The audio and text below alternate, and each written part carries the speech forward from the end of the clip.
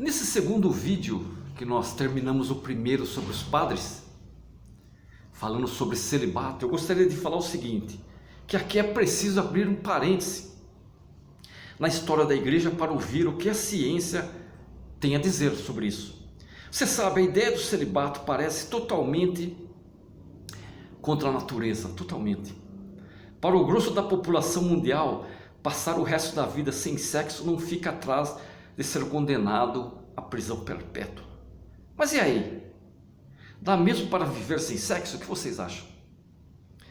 Dá sim, diz o psicoterapeuta sexual Oswaldo Rodrigues Júnior, diretor do Instituto Paulista de Sexualidade. Abre aspas. Se uma pessoa, olha o que ele diz, se uma pessoa tem um projeto de vida racional que implique celibato, ele é viável, não atrapalha. Ponto, fecha aspas. A estimativa é que 2,5% dos homens e 7,7% das mulheres escolheram o celibato como modo de vida. Mas não é só o que acontece na igreja. Quem vira padre o faz porque quer dedicar sua vida a fazer o bem. Isso seria a lógica, né?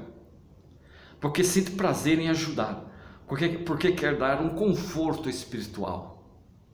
A princípio ninguém parte para o sacerdócio porque não quer transar nunca mais, mas não há escolha. O celibato na igreja é uma condição, não uma opção. Os números falam por si. Se existem 400 mil padres hoje no mundo, um por 350 mil, para ser exato. Também há 150 mil pessoas, ou 140 mil para ser exato, que largaram a batina para casar, os padres casados.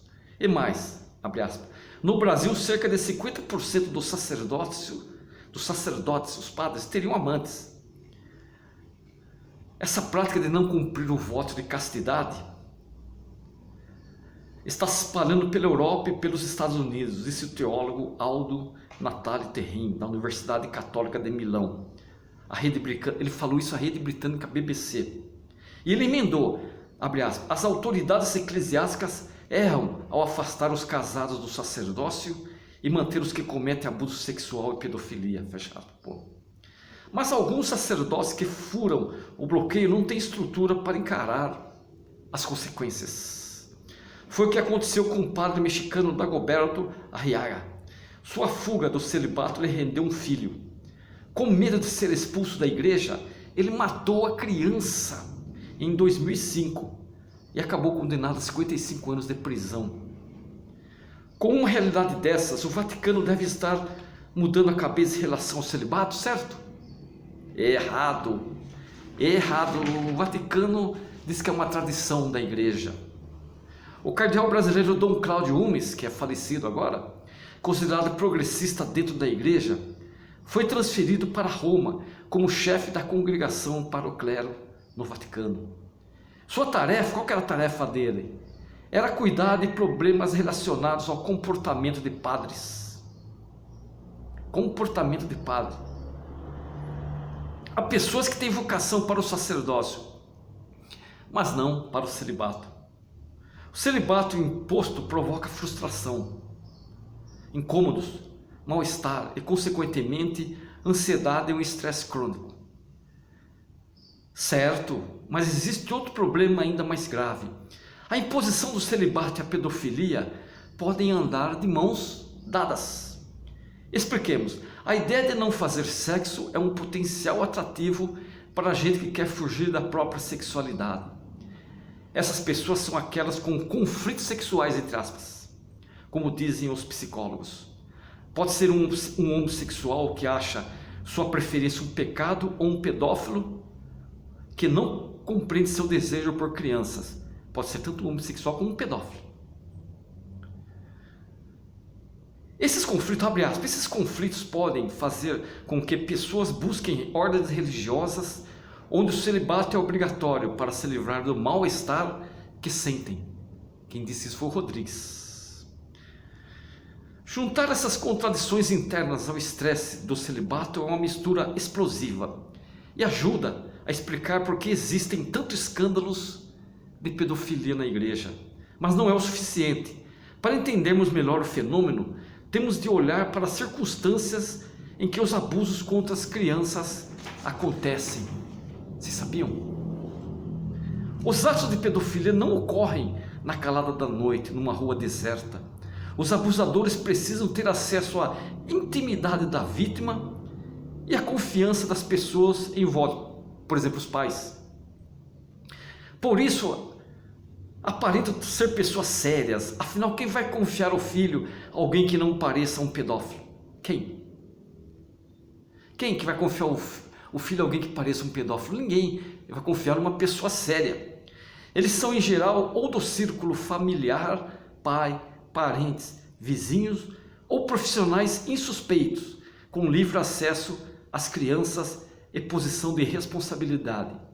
Aí entram professores, instrutores de acampamento, líderes religiosos e padres.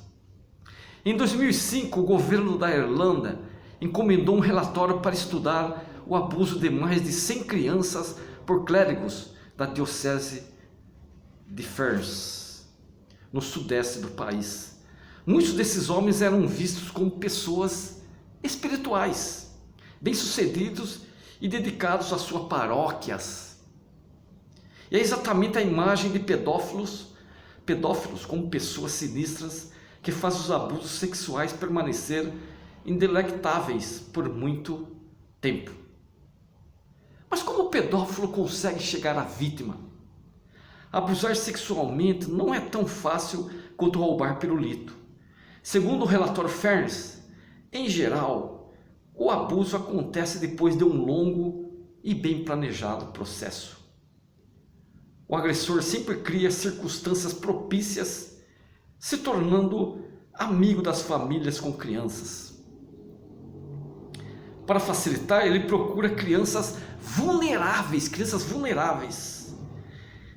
em casas assistenciais, por exemplo, e as intimida para obter o silêncio.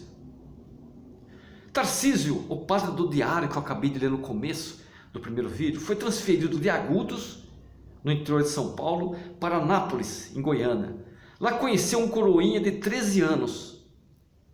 Ele aproveitou a pobreza da família do coroinha e convidou esse menino de 13 anos para morar na paróquia.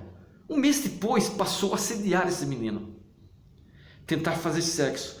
Um dia, o pré-adolescente chegou bêbado em casa e contou tudo à mãe. Então o explícito trocou de vítima. Agora um garoto de 5 anos. Novamente, a música como isca. Durante aulas de violão, o padre fazia o mesmo que fez com sua vítima de Agudos.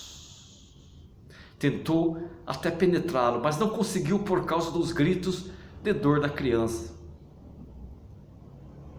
Para se proteger, o padre Tarcísio fazia suas vítimas jurar diante de uma imagem de Jesus Cristo que manteria um segredo. Atração e intimidação.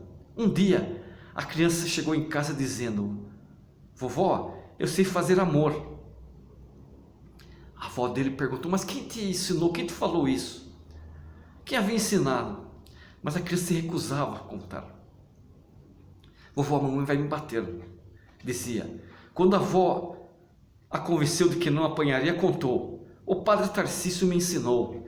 O sacerdócio pressionou para que a família silenciasse, mas não conseguiu. O relatório John Jay, vou falar sobre ele no próximo vídeo. Obrigado, hein?